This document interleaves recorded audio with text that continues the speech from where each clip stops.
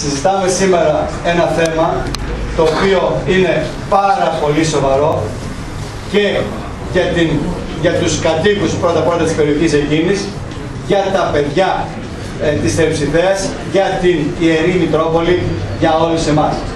Όμως η διοίκηση και ο Δήμαρχος για μια ακόμη φορά, για ένα σοβαρό θέμα, μετά την κάκιστη, να μην χαρακτηρίσω χειρότερα, πολιτική τακτική που ακολούθησε στο θέμα των στρατοπέδων, παίζει με ένα θέμα το οποίο είναι πάρα πολύ σοβαρό.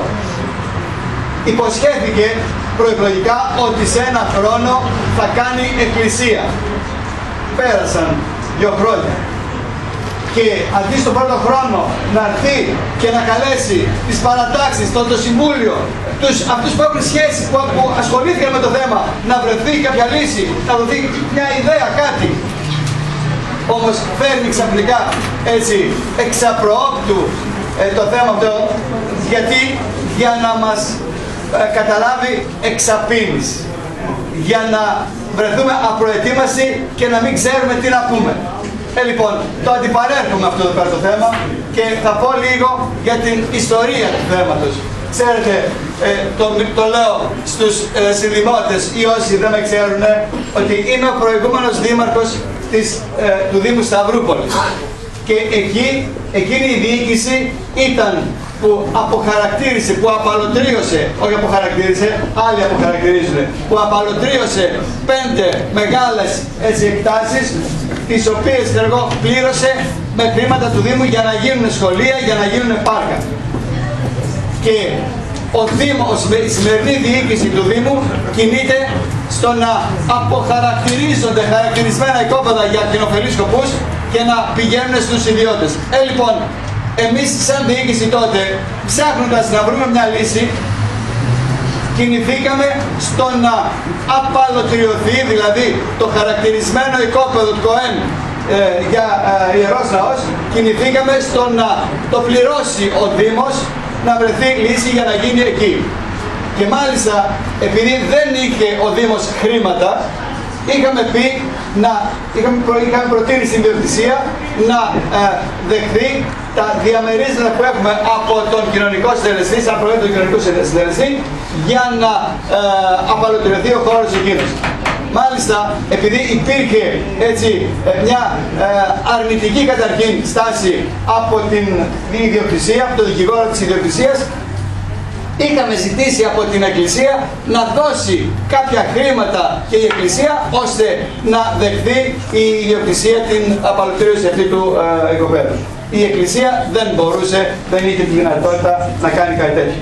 Εν πάση περιπτώσει, εμείς κινηθήκαμε σε εκείνη την κατεύθυνση και λέω ότι θα μπορούσε η διοίκηση να ψάξει να βρει πραγματικά μια λύση, γιατί η Εκκλησία για την περιοχή είναι αναγκαία.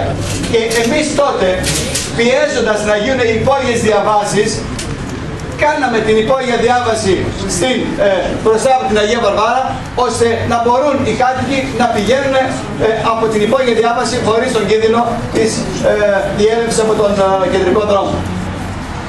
Δυστυχώς δεν υπήρχε η διάθεση από την πλευρά της Εκκλησίας στο να λειτουργήσει η Αγία Βαρβάρα σαν, τουλάχιστον μεγάλα διάστημα μέχρι να βρεθεί λύση, σαν ο ναός της περιοχής Θερψηθέας.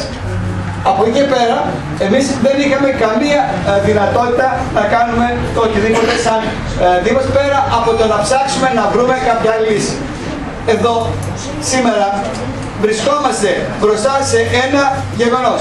Να πάρουμε απόφαση να αποχαρακτηρίσουμε ένα χώρο που είναι χαρακτηρισμένος για πράσινο και για αθλητισμό, να το αποχαρακτηρίσουμε και να πάμε λοιπόν στο καποβάκι του Λάτση.